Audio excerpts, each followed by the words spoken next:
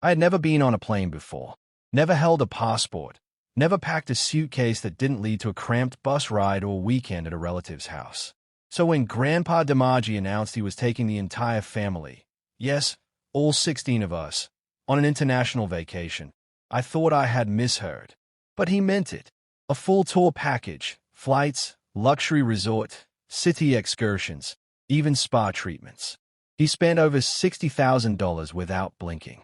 I remember how Zara jumped with joy, clapping her freshly manicured hands while her mother beamed like a queen. My aunt called it a well-deserved reward for the good children, her eyes drifting right past me like I wasn't included in that compliment. It didn't matter. Grandpa included me, and that was enough. In the weeks leading up to the trip, the house buzzed with preparations. My cousins were busy picking out their new clothes and suitcases. Zara had 3 brand-new designer bags, all monogrammed.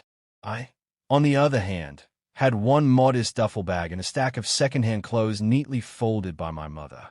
Still, I couldn't contain my excitement.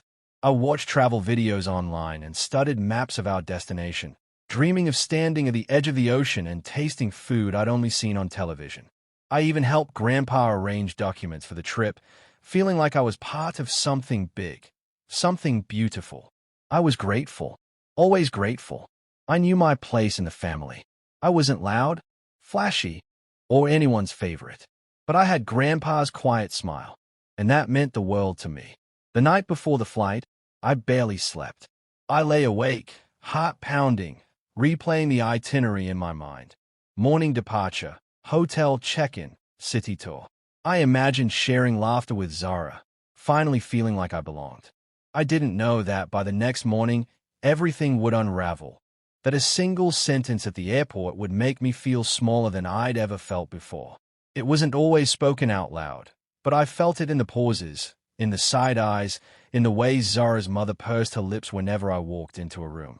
I was a reminder of everything she wished didn't exist in Grandpa's legacy, the daughter of his late son who had married beneath their standards, as she often whispered when she thought I couldn't hear.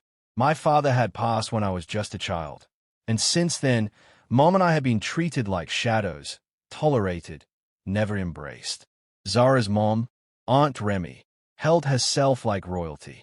She wore silk even when doing nothing and carried herself with a kind of pride that didn't need validation, because she made sure to create her own. To her, we were charity cases, and the only reason we were ever allowed to be in their orbit was because Grandpa, with all his grace, insisted. He loved me, quietly, deeply. He'd hold my hand during family dinners and tell me stories of my father, how kind he was, how much he laughed. Grandpa was the only one who looked at me like I belonged. Without him, I knew they would have cut us off long ago. Zara, on the other hand, wore her disdain like perfume, faint but always there. She'd flash her perfect teeth and call me sweetheart when Grandpa was around, even looping her arm through mine for pictures. But when he turned away, she dropped the act. Her smiles turned to smirks, her voice to silence. She didn't have to say I didn't belong. Her every gesture screamed it. I remember one afternoon when we were younger, Grandpa had gifted me a necklace with a small emerald charm. Zara complimented it sweetly at the dinner table, then cornered me in the hallway and said, "You should give that to someone it actually suits." Still, I kept believing that maybe, just maybe, this trip would melt the frost, that perhaps Zara would see me as family, not just an obligation Grandpa forced into her picture-perfect world. I thought kindness could thaw even the coldest heart. But I hadn't yet learned it. Some roots run too deep, and some frost was never meant to melt. The airport pulsed with energy, luggage wheels clicking across marble floors, announcements echoing above the crowd, and laughter bouncing between my relatives as they posed for selfies near the departure gate. Zara twirled in her travel jacket, adjusting her sunglasses atop her head even though we were still indoors. Grandpa wasn't coming. He'd insisted on staying back due to his health, trusting that his gift would bring us joy. I promised I'd take photos and share every detail when we returned. As we're lined up for check-in, my heart was beating like a drum. I clutched my passport like a lifeline, feeling the weight of hope in my chest. I was finally going to fly. But then, Aunt Remy pulled the airline agent aside. Her brows furrowed as she whispered, then turned toward me with a tight smile that didn't reach her eyes. "There's a problem," she said sharply. "We forgot your ticket." I blinked. "What do you mean?" "It must have been a mistake with a travel agency," she said, voice devoid of regret. "But there's no seat for you. You'll need to go home." My world tilted. Go home? After weeks of planning? After packing, dreaming, hoping? Zara stood behind her mother, arms folded, looking bored. "We really don't have time for this," she muttered. I looked at Aunt Remy, then at the boarding passes she held in her hand. "Take mine," I said softly, holding out my printed ticket. "Zara can go in my place." I don't even know why I did it. Maybe I thought this act would finally earn me a place in her heart. Maybe it was reflex, love, loyalty, desperation. Zara didn't even hesitate. She snatched the ticket from my fingers and, with a smirk, leaned in close. "You're used to watching life from the sidelines anyway," she whispered.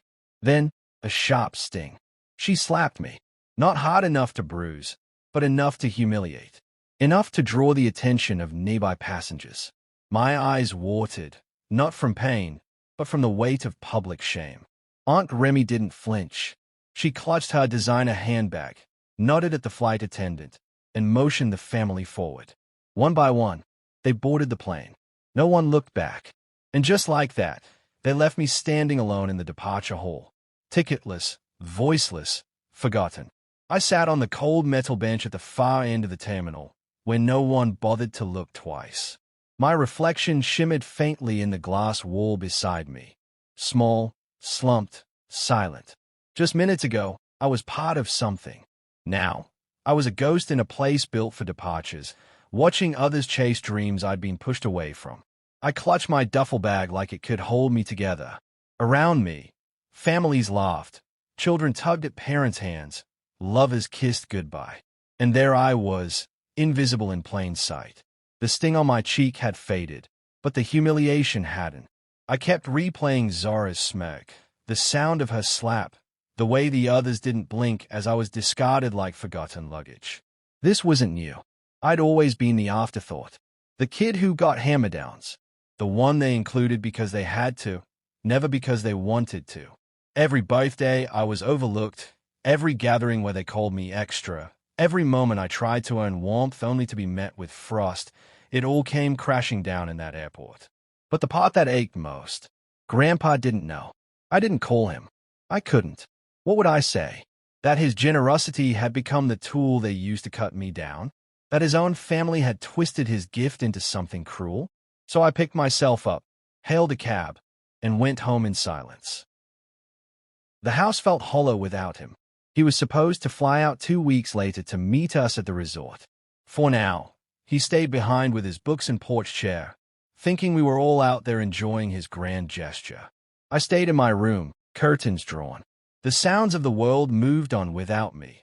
Planes overhead, laughter outside, Zara probably posting poolside selfies already. But on the third night, as I lay staring at the ceiling, something shifted. I thought about how they had treated me all these years, how they saw me as nothing. And in that still, bitter silence, I whispered to myself, I'll show them. Not through shouting, not through revenge, but through rising. Quietly, steadily, the way Grandpa always told me people of real worth moved. They had left me at the airport, but I was no longer the one waiting. I was becoming someone they would one day have to watch take off. 3 days after the flight, my phone buzzed. It was Grandpa. His voice, always calm like morning rain, held its usual warmth. "So," he said cheerfully, "what's the ocean like, my day? I want to hear everything." I hesitated. My throat tightened. For a moment, I considered lying, telling him it was beautiful, that I was having fun. But something inside me crumbled. "I'm not there," I whispered. Silence. Then, what? I told him everything. How Aunt Remy said my ticket was missing. How I gave Zara mine. How I was slapped. How they boarded without me. For the first time in my life, I heard Grandpa raise his voice. They did what? By sunset, he had canceled every reservation, recalled every member of the family, and booked a separate flight. This time, just for the two of us.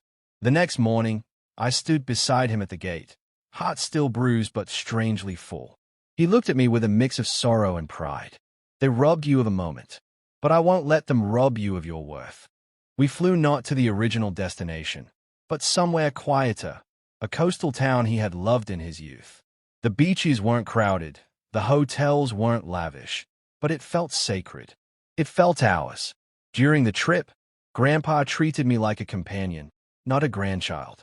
Over dinners beneath candlelight and morning walks on quiet shores, he began to share more than stories. He shared wisdom. He taught me how his business started, a single shop with nothing but trust and honesty. How he rose, not by stepping over others, but by lifting those beneath him. Legacy, he said one night, isn't built on wealth. It's built on character.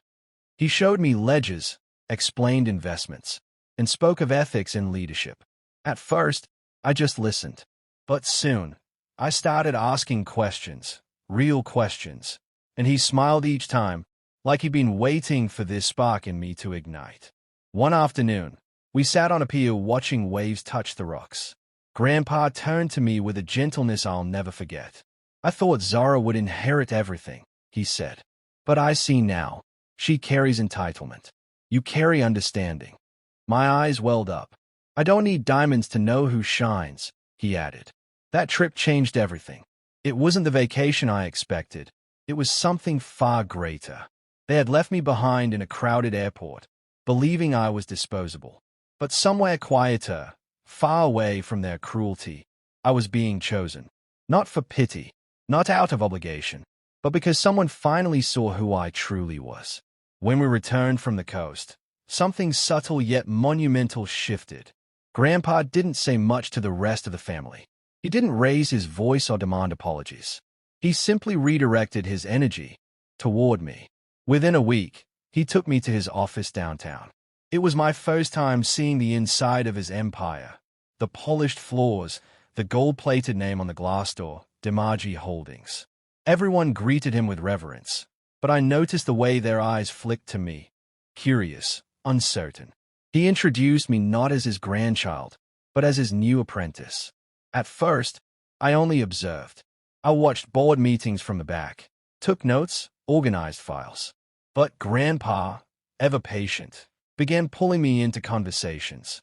He asked my thoughts on branding, on employee welfare, on modernizing outreach. When I answered thoughtfully, his eyes sparkled. You see more than numbers, he told me. You see people. As weeks passed, I absorbed everything. Operations, communication, negotiation. I stayed late, asked questions, read case files even at home. And slowly, the staff started seeing it too. I wasn't just some girl tagging along. I had a mind and a voice. One day, Grandpa called a leadership meeting. I expected to sit quietly in the corner. But instead, he slid a folder across the table to me. You'll lead this one, he said. And I did. Nervously at first, but soon with a steady rhythm. I offered solutions, proposed strategy, and the room listened. Not because I was his granddaughter, but because I earned it. Meanwhile, back at home, the rest of the family returned from their disrupted vacation. They were confused, even annoyed. The group chat buzzed with passive jabs. Hope you enjoyed your personal retreat, Zara had typed, followed by laughing emojis. Aunt Remy, ever dismissive, called our getaway a pity trip. She didn't know about the boardrooms, the mentorship, the growth. She thought I'd simply been consoled with a few beach walks and sympathy hugs. They didn't know the truth. While they were sipping mocktails and sulking over a cut-short vacation, I had entered rooms that would shape my future. Zara especially found it amusing. She posted filtered photos from the trip, captioning them with lines like, "Not everyone gets to live like this." I never responded, because deep down, I knew they were still chasing moments to look important. I was slowly becoming important, and in a world obsessed with image, that's what frightened them most. The call came on a quiet Sunday morning. Grandpa had passed in his sleep. No warning. No farewell. Just silence. I stood frozen, the phone pressed against my ear as his lawyer's voice delivered the impossible. My world blurred. My chest felt hollow. The man who had believed in me, lifted me, shaped me, was gone. The funeral was dignified, simple, just like he had wanted. But the air around the family was thick with something else, anticipation. Whispers curled like smoke through the crowd. Eyes darted. Some offered me tight, forced smiles. Others ignored me altogether. Zara arrived in black silk, oversized sunglasses perched on her head, acting every bit the grieving heiress. Aunt Remy wept dramatically in front of everyone, dabbing her eyes with a lacy handkerchief, though I noticed she never once looked at Grandpa's photo. A week later, we gathered at the lawyer's office for the will reading. The room was filled with the scent of cologne, perfume, tension, and entitlement. Zara sat poised, one leg crossed over the other, her manicured nails tapping the table rhythmically. Aunt Remy sat beside her, eyes gleaming like someone about to receive a long-awaited crown. I sat alone at the far end, quiet, composed. The lawyer, a thin man with tired eyes and thick glasses, cleared his throat. Mr. DiMaggi O'Connell left behind detailed instructions. This will was updated 4 weeks before his passing. Zara smiled. Aunt Remy visibly relaxed. As per his wishes, the lawyer continued, all residential properties, commercial assets, shares in DiMaggi Holdings, and 85% of total financial savings are to be transferred to... He paused, glanced at me. His granddaughter, the late C. O'Connell's daughter. Gasps rippled through the room. Zara's hand froze mid-tap. Aunt Remy bolted upright. "Excuse me. There must be a mistake," she spat. "This is absurd. My daughter, Zara, is his direct heir. She's been preparing for this her whole life." The lawyer calmly slid the document toward her. Mr. DiMaggi was of sound mind. He was deliberate. He also left a message for the family. He pressed play on a small recording device. Grandpa's voice filled the room. Steady, kind, resolute. I've watched many chase legacy through pride. But true legacy lives in humility, in integrity, in quiet perseverance. I give what I've built to the one who mirrored my values, not my name. Aunt Remy stood, shaking with rage. You conned him, manipulated a dying old man. Zara said nothing. Her mouth was slightly open, her face pale beneath her makeup. I didn't respond. I didn't need to.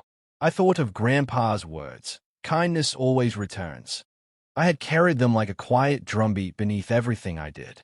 And now, that kindness had come full circle.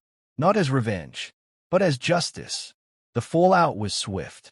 Within weeks of the will reading, the world they had built on borrowed glory began to crumble. Grandpa's accounts were locked. His lawyers moved fast, reclaiming control of assets Aunt Remy had casually siphoned from over the years. Their home, a sprawling villa paid for by Grandpa's generosity, was the first to go. Neighbors watched in stunned silence as movers hauled out designer furniture and imported artwork. Zara tried to hide behind tinted sunglasses, but whispers followed her like shadows. I thought she was rich, someone said. Wasn't her grandfather a billionaire? They moved into a modest rental apartment in a quieter neighborhood. The velvet was gone. The crown slipped. And for the first time, they reached out, first with politeness, then with desperation. Aunt Remy sent carefully worded messages. We're still family. Surely we can sort this out over tea. Zara followed with a single line. You've made your point. Now let's be adults. I didn't reply. Not out of cruelty, but because I had nothing to say to people who only remembered me once their comfort was at risk. Instead, I turned to the work Grandpa and I had started together. I officially founded the DiMaggi Foundation, focused on youth empowerment, education, and small business grants for underprivileged families. The first scholarship was launched in my father's name, a quiet man who had never been celebrated in his time. We funded library renovations, opened a vocational training center, sponsored university fees for 20 bright students who had once been told no too many times. My days filled with purpose. My inbox filled with thank yous. The media began to take notice. One headline stood out. Grandson Grandpa trusted most, the quiet heir changing lives. A local news station featured a segment about my journey, from forgotten cousin to community builder. In the clip, they showed me handing over a key to a single mother for her first business shop. She cried. I smiled. The anchor called me a beacon of inherited wisdom. I could only imagine how Zara felt watching it all unfold. How it must have stung that the fame she chased with filters and vacations was now mine, not through spectacle, but substance. She had tried to slap me into silence. Instead, she had sparked something unstoppable. And while they shrank into the background, I was rising, not above them, but beyond them. 1 year to the day, I stood at the same airport terminal, beneath the same blinking departures board. But this time, everything had changed. My stride was steady, my luggage sleek and monogrammed, and the airline staff greeted me by name. I had been invited to speak at a global youth summit in Cape Town. First-class accommodations, all expenses paid. As I made my way to the premium check-in counter, I heard a voice. Familiar, sharp with panic. I told you we should have booked earlier, Aunt Remy snapped. Now we're at the mercy of standby. I turned slightly. There they were. Zara and her mother stood in the economy queue. Clothes wrinkled, eyes tired, the air of glamour long faded. Aunt Remy was flipping through a torn envelope with discount flight vouchers. Zara's arms were crossed tightly, her lips pursed, a glint of old pride fighting through exhaustion. She noticed me first. Her posture shifted. The confidence returned in a flash, but it was thin, trembling underneath. I didn't slow down. I simply walked by, my boarding pass in hand, my name glimmering beside the words first-class priority. But Zara stepped forward, breaking from the line. Please, she said, barely audible. I stopped. She moved closer, her voice low and uncertain. Can we talk? For a long moment, I just looked at her. Really looked. The girl who once smirked as I was erased from a family trip now stood in line with borrowed miles and nowhere else to turn. You slapped me, I said quietly, and left me like I was nothing. Her face flinched. But I became everything you'll never be. Her lips parted, but no words came out. Behind her, Aunt Remy was still arguing with the airline clerk over baggage fees. No one noticed the moment passing between us, just two former shadows of each other, on opposite escalators of life. I didn't wait for a reply. I nodded to the flight attendant, who opened the cordon lane for first-class passengers. My shoes tapped the marble like punctuation marks on a sentence she could never rewrite. As I boarded the plane, I glanced back one last time. Zara stood frozen, watching me disappear. She had stolen my ticket once. But now, I held the kind of access she could never fake. And this time, the flight was all mine. As I settled into the soft leather of my first-class seat, a gentle hum rose from the engines. The flight attendant offered me a warm towel, and I nodded politely, though my eyes were fixed on the window. There, just beyond the glass, the terminal bustled. Lines snaked around kiosks, people juggled coffee cups and carry-ons, and somewhere in that blur of movement stood Zara, still behind the red rope of economy check-in, her once glossy world reduced to budget flights and borrowed dignity. I leaned my head against the cool glass and watched as she shrank into the crowd. A year ago, I had stood right there, alone, confused, humiliated, as she boarded a plane that was meant to carry all of us into something beautiful. That day, she slapped me with open disdain and left without a second glance, certain she had secured her place in the sky. But what she didn't realize was that some flights are destined to crash, not because of bad weather, but because of the arrogance of those on board. And sometimes, the ticket you're denied is the very one that takes you further. The plane began to taxi, slowly turning toward the runway. I closed my eyes for a moment, letting the vibration under my feet remind me that I was in motion, that I was no longer waiting in anyone's shadow. I reached into my satchel and pulled out the old leather notebook Grandpa had given me the night before he passed. I hadn't opened it since. Something about it had felt sacred, like it would speak when it was ready. Now, it was ready. I turned the brittle pages carefully, fingers trembling slightly, until I reached the first leaf. His handwriting, strong, slanted, familiar, stared back at me. To the one who never needed a plane to rise. I swallowed hard, my chest tightening. He had seen me before I saw myself. When others laughed at my dreams, when they tried to bury me under silence and shame, he had quietly watered the roots of something greater. And now, I was blooming in places they could never reach. Outside, the plane lifted gently into the air. The clouds folded around us like curtains parting for a stage. Light filled the cabin. I closed the notebook and tucked it into my lap, my fingers tracing the worn edges like prayer beads. People often think revenge is loud, a dramatic return, a grand confrontation. But the greatest revenge, I've learned, is quiet. It's living well. It's becoming what they swore you never could. It's rising so far above their reach that even their regrets can't follow. Zara had her trip, but I got my journey. And this time, there was no slap, no silence, no red rope barrier to hold me back. Just sky, endless, wide, waiting. The seatbelt light pinged, and I fastened it gently. I whispered under my breath, not to Zara, not to Aunt Remy, but to myself. Even I was shocked by what kindness can build. And then I saw it.